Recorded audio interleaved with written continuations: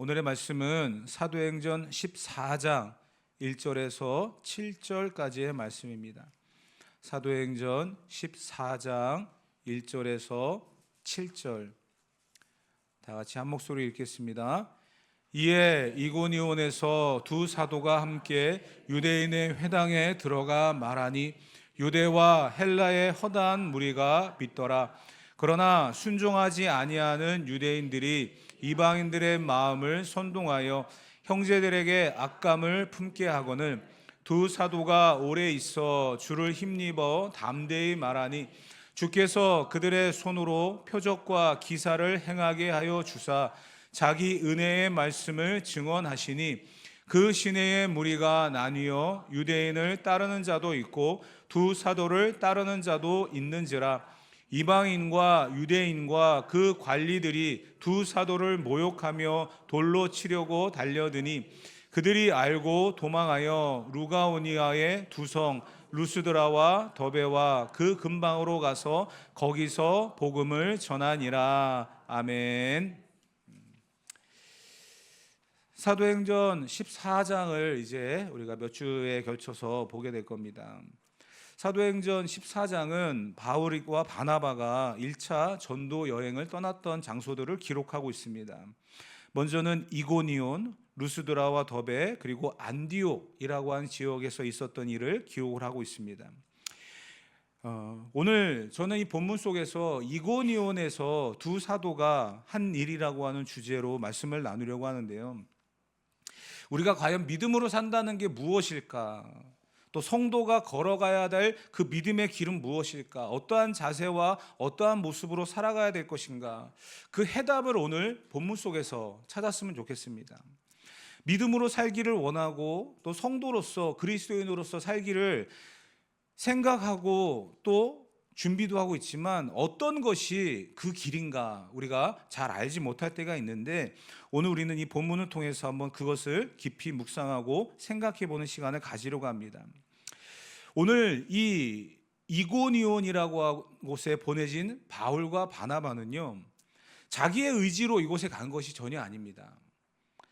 13장에 보게 되어지면 그들은 도망가듯이 쫓기듯이 이곳으로 왔습니다.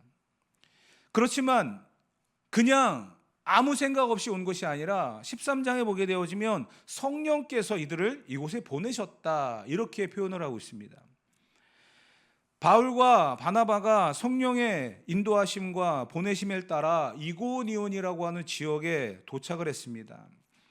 그것은 자기가 가고 싶기 때문에 평소에 가고 싶었던 곳이기 때문에 간 곳이 아님을 우리는 분명히 다시 한번 기억을 해야 됩니다.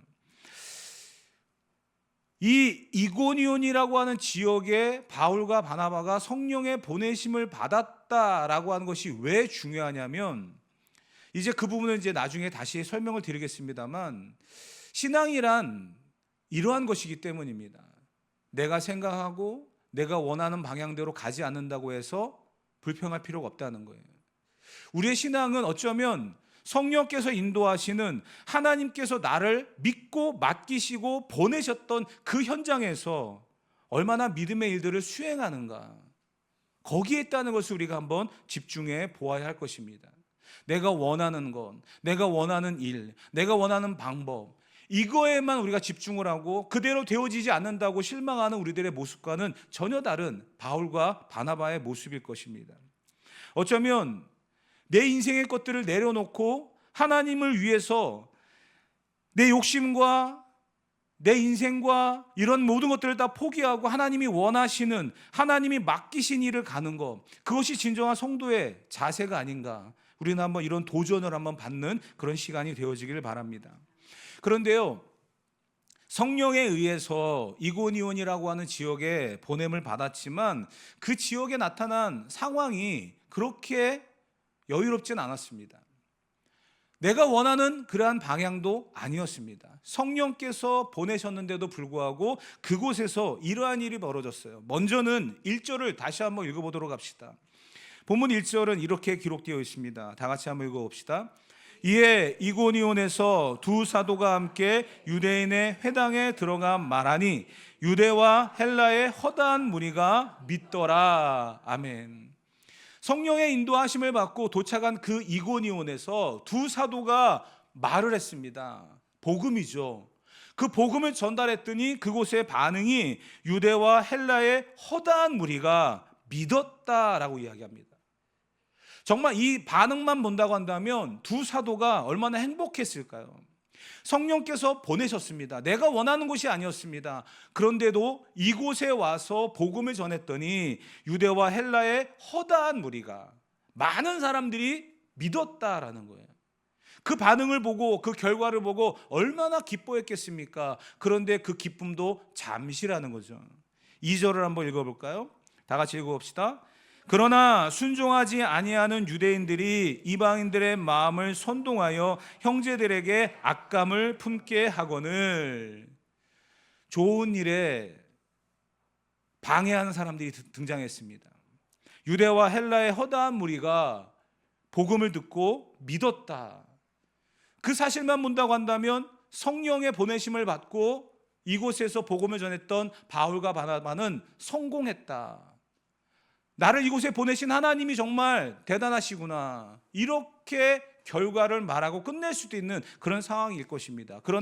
그러나 그렇게 시작되어지면서 순종하지 않은 유대인들이 이방인들의 마음을 선동해서 형제들에게 악감을 품게 했다. 악한 마음을 품게 했다는 거예요. 너희가 지금 이렇게 하면 안 된다라고 하면서 그들을 다시 돌리는, 그들이 잘못 믿고 있고 잘못 가고 있다라고 말하면서 그들을 혼란에 빠뜨리는 그런 일이 생기게 되었다는 것입니다. 그러면서 4절에 보게 되어지면 이렇게 되어지니까 이런 일이 생겼어요. 4절 한번 읽어봅시다. 그 시내의 무리가 나뉘어 유대인을 따르는 자도 있고 두 사도를 따르는 자도 있는지라. 이고니온이 둘로 나뉘게 됩니다. 복음을 듣고 믿는 자가 생기고요, 그들을 방해하는 또 다른 세력이 등장해서 너희가 잘못된 걸 믿고 있다, 그들은 도망자다, 이런 이야기를 하면서 혼란에 빠뜨리니까 유대인을 따르는 자도 있고 두 사도를 따르는 자도 있었다. 반으로 나뉘는 그러한 일이 생겨버렸습니다. 심지어는요 5절에도 이렇게 기록되어 있습니다. 5절을 다 같이 읽어봅시다. 이방인과 유대인과 그 관리들이 두 사도를 모욕하며 돌로 치려고 달려드니.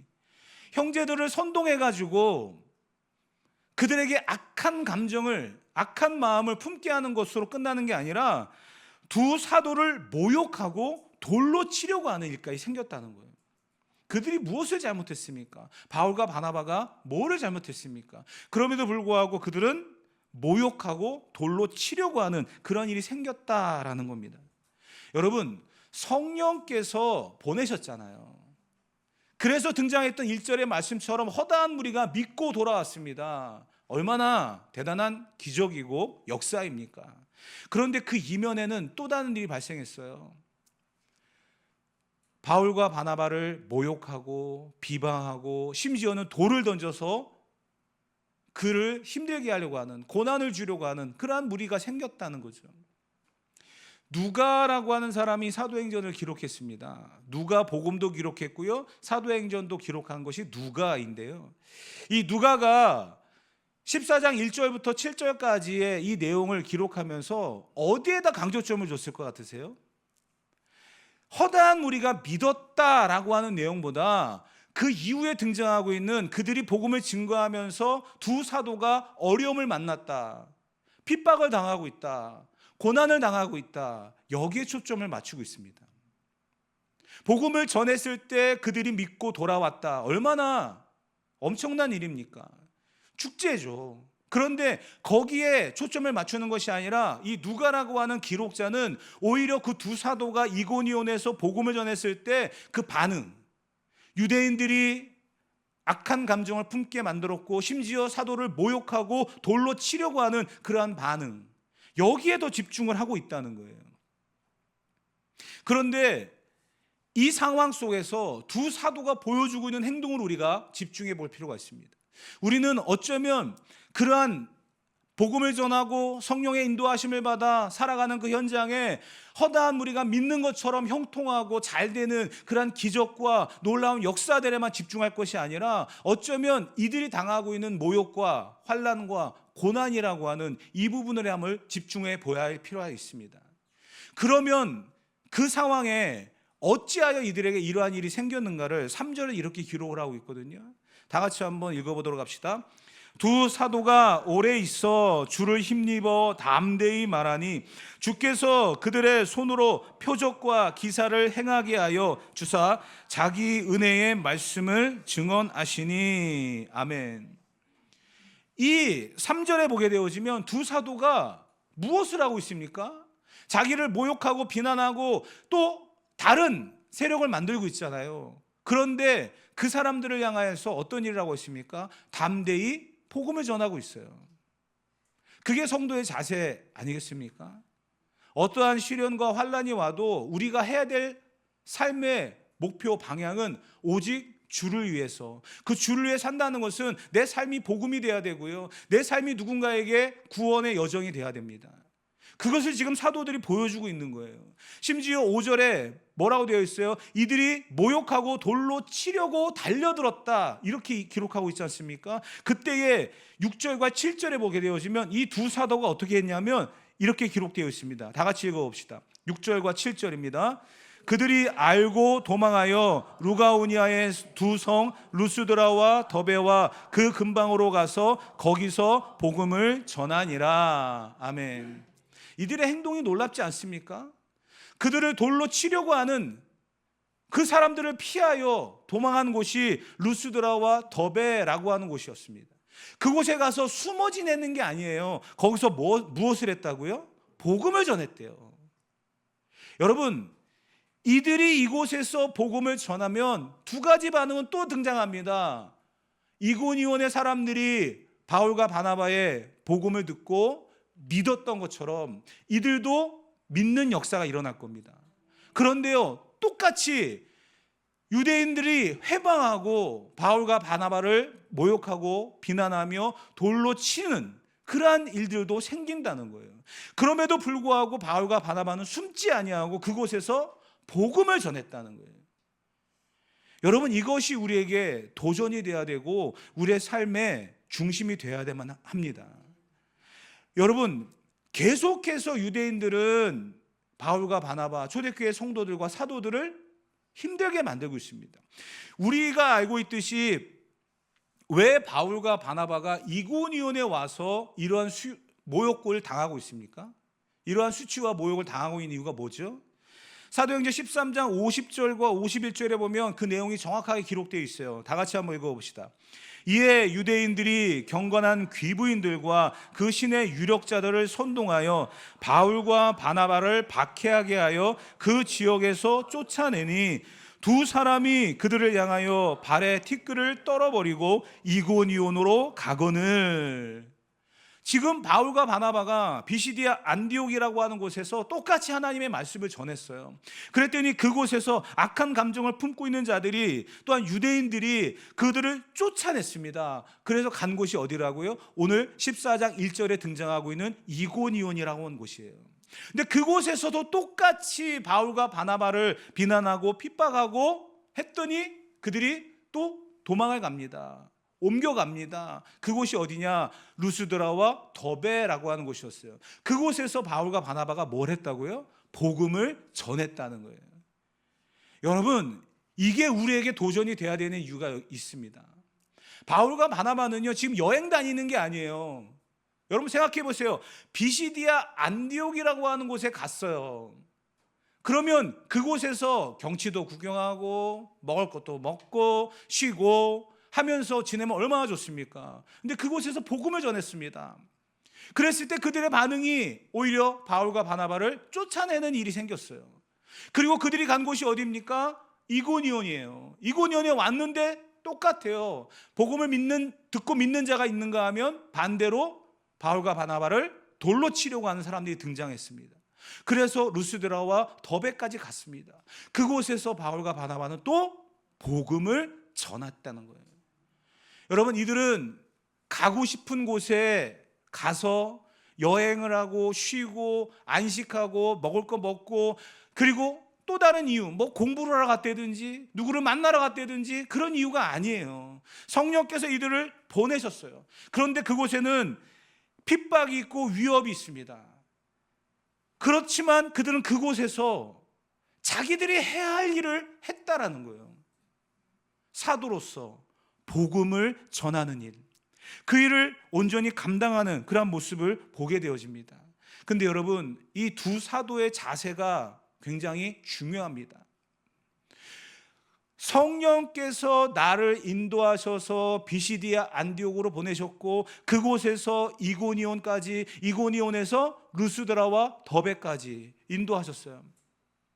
그러면 우리들의 쉬운 생각, 간단한 생각으로는 내가 원해서 간 곳도 아니고 성령께서 나를 인도하셨으면 그곳에 예비된 영혼들이 구원을 받고 그곳에서 많은 사람들이 하나님을 믿는 그러한 일들만 계속 이어져 나간다면 얼마나 좋겠습니까? 그런데 그곳에 돌을 든 사람이 있대요. 그곳에 나를 욕하고 비난하는 사람이 있대요. 그래서 결국 그들 때문에 쫓겨나는 거예요. 도망가는 그 바울과 바나바가 어떠한 마음을 가졌을까요? 저 같았으면 이랬을 것 같아요. 하나님 정말 너무하시지 않습니까? 내가 원해서 간 거 아니잖아요. 내가 여행 온 것도 아니고 내가 공부하러 온 것도 아니고 누구 만나러 온 것도 아니고 성령께서 나를 보내셔서 복음을 전하라고 했으면 그곳에 예비된 영혼들에게 복음을 전하며 하나님 나라가 확장되어지고 교회가 세워지는 그런 모습들만 보면서 계속 전진해 나가게 하면 얼마나 좋습니까? 근데 그곳에 왜 돌을 던지는 사람을 예비해 두셨고, 그곳에 왜 나를 모욕하는 사람을 예비해 두셨고, 내가 이곳에서 승리의 영광을 재현하는 것이 아니라 도망자로서 또 다른 곳으로 가게 하시는 이 일은 무엇입니까? 하나님이 살아계시다고 한다면 정말 그러실 수 있습니까? 저 같았으면 그렇게 얘기했을 것 같아요. 그리고 나 안 해 했을 것 같아요. 그런데 바울과 바나바는요 달랐어요. 그들이 갖고 있었던 핵심, 담대히 하나님의 말씀을 전하니라. 그 상황에 주눅들지 않았다는 거예요. 그 상황에 불평하지 않았다는 거예요. 그게 바로 이고니온에서 보여주고 있는 두 사도의 중심이라는 것입니다. 우리는 예수님을 믿다가 그 예수님을 믿는 그 상황 속에서 맞닥뜨린 수많은 현실 앞에 부딪히고 무너질 때가 많습니다. 예수님을 믿는 이유가 뭐예요, 여러분? 잘 먹고 잘 살기 위해서, 복 받기 위해서, 형통하기 위해서, 우리가 예수님을 믿는 이유가 거기에 집중되어 있다고 한다면 무언가 일이 틀어지고 잘못되고 망가지고 부서지고 환난이 오고 핍박이 오면 그 예수님은 필요 없을 수 있습니다. 근데 여러분, 우리는 분명히 알아야 됩니다. 우리 예수님을 믿는 이유는요 내가 잘되고 복 받기 위함이 아니라는 것을. 우리가 예수님을 믿는 이유는 단 한 가지입니다. 구원받기 위해서입니다. 그 사실을 잃고 살아갈 때가 너무나 많이 있다는 거예요. 오늘 이 두 사도가 보여주고 있는 이 놀라운 삶의 모습을 우리는 도전을 받아야 됩니다. 내가 예수님을 믿으면서 건강의 문제로 정말 염려하고 쓰러지고 넘어지고 좌절하고 재정적인 문제로 하나님 올해가 너무 힘들다고 하는데 물질이 너무나 부족해서 어찌할 바를 모르겠습니다. 그러한 어떤 하나님 앞에 삶의 문제를만 가지고 부딪히고 넘어지는 우리의 현실과 바울과 바나바가 보여주고 있는 이 모습이 전혀 다르지 않습니까? 여러분, 우리는요 다시 한번 말씀드릴게요. 생활의 염려와 근심과 걱정 때문에 무너지고 좌절해서 그것만 해결받기 위해서 몸부림치고 기도하는 자가 아닙니다. 하나님은 우리에게 먼저 그의 나라와 그의 의를 구하라. 그리하면 이 모든 것을 너희에게 더하시리라고 하는 말씀을 주셨어요. 여러분, 생활의 염려 때문에 내가 해야 될 복음을 전하고 하나님의 나라를 선포하는 그 일을 미루지 마십시오. 우리의 정체성이 중요한 거예요. 우리의 정체는 무엇입니까? 하나님을 믿는 자예요. 그 믿음으로 말미암아 구원받은 자입니다. 그 사실을 잃어버리고 살아갈 때가 얼마나 많이 있습니까? 우리는 내가 정한 인생의 길을 걸어가는 것이 아니라 하나님이 내게 맡기신 그 사명과 하나님이 나를 부르시고 세우시는 그 길을 걸어가는 사람들입니다. 그것이 사도 바울과 바나바가 보여주고 있는 성도의 길이며 자세인 것입니다. 여러분, 내 인생을 통해서 하나님이 원하시는 게 뭘까요? 내 인생을 통해서 하나님 원하시는 게 뭘까요? 여러분들이 성공하고 승진하고 모든 것이 형통하고 잘 되는 그러한 모습을 하나님이 기대하실까요?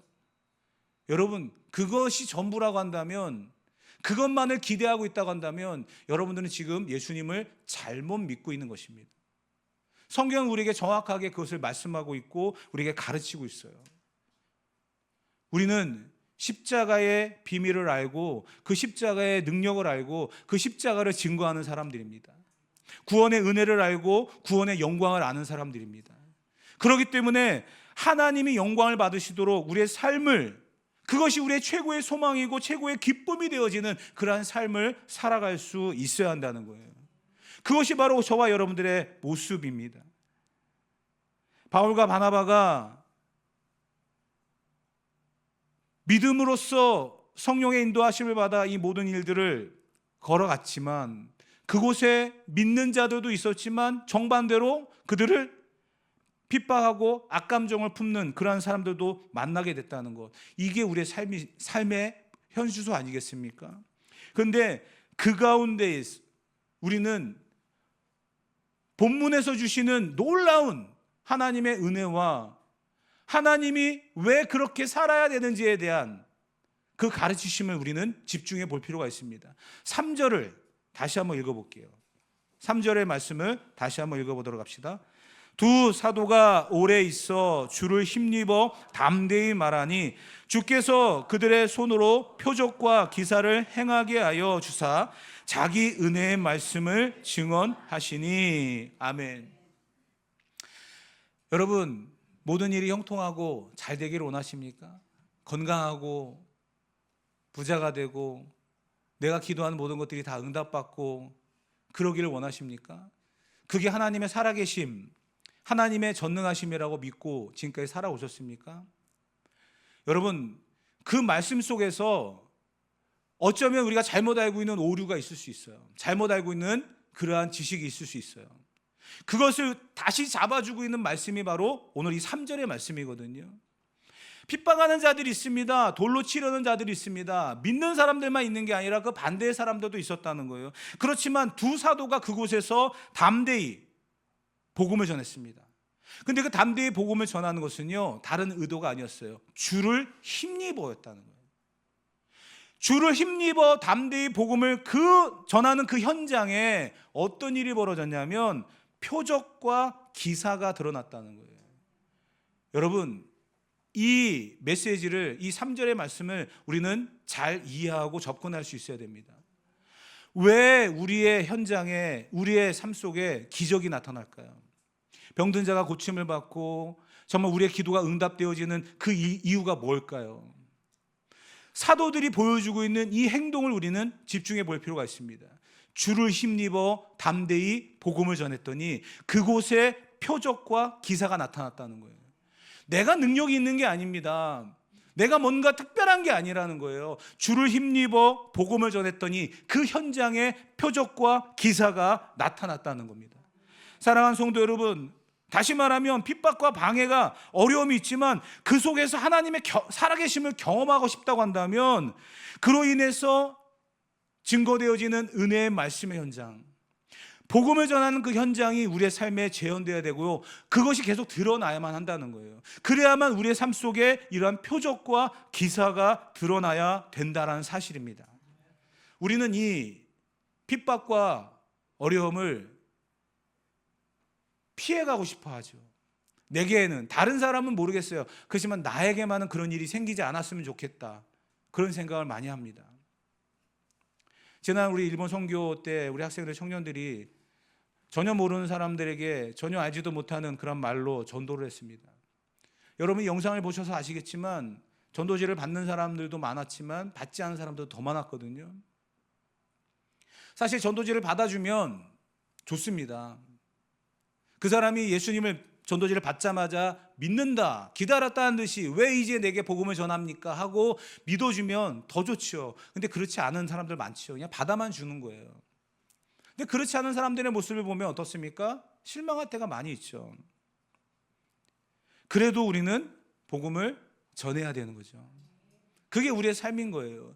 그랬을 때 등장하고 있는 하나님의 역사가 표적과 기사라고 본문은 이야기하고 있습니다. 그렇기 때문에 우리의 성도들은요, 고난을 두려워해서도 안 되고요, 핍박을 두려워해서도 안 되는 거예요. 그게 성도들이 담대히 복음을 전해야 된다라고 하는 이 메시지 앞에 도전하고 다시 한번 생각해 보아야 될 그러한 모습인 것입니다. 어느 항구에 정말 비싸 보이는 아주 멋진 배가 하나 있었습니다. 너무나 비싸고 너무나 그 비싼 만큼 튼튼하고 아름답게 만들어진 배 한 척이 있었습니다. 사람들은 그것을 보면서 야, 정말 멋있는 배구나, 잘 만든 배구나 칭찬을 합니다. 그 이야기를 듣는 주인은 계속해서 그 이야기를 듣고 싶어가지고 사람들에게 이 배의 특징과 또 모든 비용들과 모든 것들을 자랑합니다. 그런데 시간이 지나도 그 배는 그 항구에 묶여 있는 거예요. 그래서 어떤 사람이 궁금해서 물어봤습니다. 배를 왜 만들었습니까? 그냥 구경시키려고 만들었습니까? 이 배는 바다에 띄어야 되지 않겠어요? 여기에다 묶어만 놓고 사람들에게 구경만 시킬 거면 뭐하러 만들었습니까? 그랬더니 주인이 이야기합니다. 파도가 치니까 혹시나 나가서 배가 부서질까 봐, 뒤집어서 전복될까 봐, 망가질까 봐, 그래서 바람이 불거나 파도가 치는 날 그런 것들이 염려스러워서 바다에 내보내지 않고 이 항구에 묶어놨습니다. 사람들은 그러려니 하고 지켜보았지만 시간이 지날수록 그 아름다웠던 배는 점점 녹슬기 시작하고요, 항구에 정박되어 있는 그 시간들 통해서 점점 다른 이물질들이 붙어오면서 그 배는 초라해지기 시작했습니다. 여러분, 배는 파도와 부딪히며 바다를 나가야 되는 거예요. 여러분들이 항구에 묶여있는 배라고 생각해 보십시오. 바울이 항구에 묶여있는 배라고 한번 생각해 보십시오. 겉으로 볼 때는 아름다울 수 있습니다. 멋있을 수 있습니다. 그러나 그 역할은 제대로 수행하지 않고 있다는 거죠. 파도가 무섭습니까? 폭풍이 무섭습니까? 바람이 무섭습니까? 그렇다고 해서 배를 띄우지 않을 수 있습니까? 아니에요, 여러분. 우리의 신앙, 우리의 믿음을 더 견고하게 세우기 위해서는요, 이 폭풍과 바람을 헤치고 나가야 됩니다. 그런데 그곳에 바울과 바나바가 보여주고 있는 게 있잖아요. 주를 힘입어. 언제나 우리의 인도자가 되시고 우리의 선구자가 되시는 예수님이 함께 하신다는 거예요. 그렇기 때문에 그 폭풍우를 뚫고 나갈 수 있는 거예요. 그렇기 때문에 그 바다를 헤치고 나갈 수 있는 거예요. 겉으로 볼 때 아름다운 정박되어 있는 배가 되지 마십시오. 우리가 헤쳐나가야 될 이 세상 속에서 우리가 감당해야 될 그 모든 일들이 고통이라고 하는, 고난이라고 하는, 핍박이라고 하는 이것 때문에 멈춰져 있고 가두어져 있는 그러한 삶이 아니라 오직 우리를 통해서 이루시고자 하는 하나님의 뜻을 위해서 살아가는 저와 여러분들이 되어야 될 줄 믿습니다. 동물원에 가면 안타까운 동물들을 많이 봅니다. 물론 희귀하고 우리가 언제든지 볼 수 없는, 어느 지역을 가야만 볼 수 있는 그런 특별한 동물들도 많이 있습니다. 그런데 맹수의 왕이라고 하는 사자도, 호랑이도, 곰도 우리가 자연 속에서 만나면 정말 무서운 존재죠. 그런데 그들이 우리 안에 갇혀 있습니다. 사육사의 통제하에 있습니다. 사육사가 먹이를 주면 받아 먹고, 그리고 사람들이 구경하면 그 구경거리가 되어지는 그런 모습을 봅니다. 사육사들이 이야기합니다. 그들에게 다른 것은 다 있대요. 근데 한 가지는 없답니다. 그게 뭘까요? 야생성이라는 겁니다. 그들이 원래 있어야 될 그 자리를 벗어나 우리에 갇히는 순간 그들은 그 야생성을 잃어버리고 그들을 다시 자연으로 돌려보내도 살지 못하고 죽는다는 거예요. 누군가의 돌봄을 받아야 되고 누군가가 지켜줘야 되는, 그래서 야생성을 잃어버린 그 동물들은요, 동물원을 벗어날 수 없어요. 여러분, 온실 안에 피어있는 꽃은요, 화려하고 아름답습니다. 잘 가꿔져 있습니다. 사시사철 정말 잘 피어 있고요, 잘 가꾸어진, 사람들의 이목을 집중하는 아름다운 꽃으로, 아름다운 나무로 성장합니다. 그러나 뿌리가 얕아요. 그대로 자연으로 옮겨 심어 놓으면요, 그냥 죽습니다. 왜요? 그들의 뿌리가 얕기 때문에. 그러나 자연 속에서 피어있는 야생화는요, 어떠한 바람과 어떠한 흔들림 앞에도 꿋꿋하게 살아갑니다. 그리고 그 다음에 또 꽃을 피웁니다. 살펴보면은요, 그 뿌리가 깊어요. 저와 여러분들의 신앙, 저와 여러분들의 삶, 과연 어떠해야 되는지를 다시 한번 돌아보는 그런 시간이 되길 바랍니다.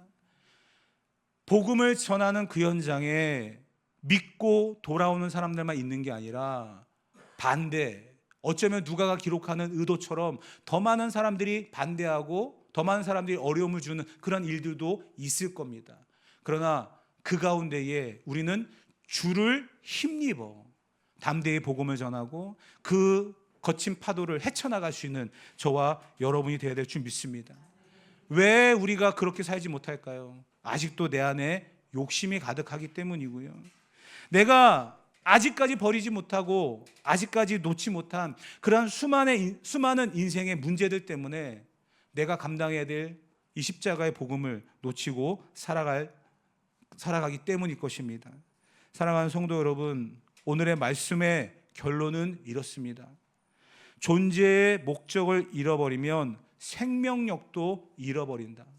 저와 여러분들을 부르신 하나님은 오늘도 우리를 통해 또 다른 누군가에게 복음이 증거되어지기를 원하고, 내가 살아가고 있는 그 현장에 담대히 주를 힘입어 복음이 증거되어져서 또 다른 누군가가 구원받기를 원하시는 줄 믿습니다.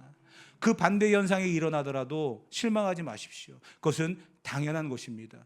그 상황 속에서 우리는 주를 힘입어 다시 일어서는 용기와 힘을 가지고 우리가 하나님 앞에 어떠한 사람임을, 어떠한 성도임을, 어떠한 자녀임을 잃지 않고 나아갈 수 있는 저와 여러분이 되어져서 하나님의 간섭과 기적이 우리의 삶의 표적과 기사로 나타나는 그러한 은혜와 축복으로서 그것을 누릴 수 있는 우리 모두가 되어지기를, 그래서 우리의 모든 남은 생애를 주를 위해서 담대히 살아갈 수 있는 우리 모든 성도들 되어지기를 주님의 이름으로 축복합니다.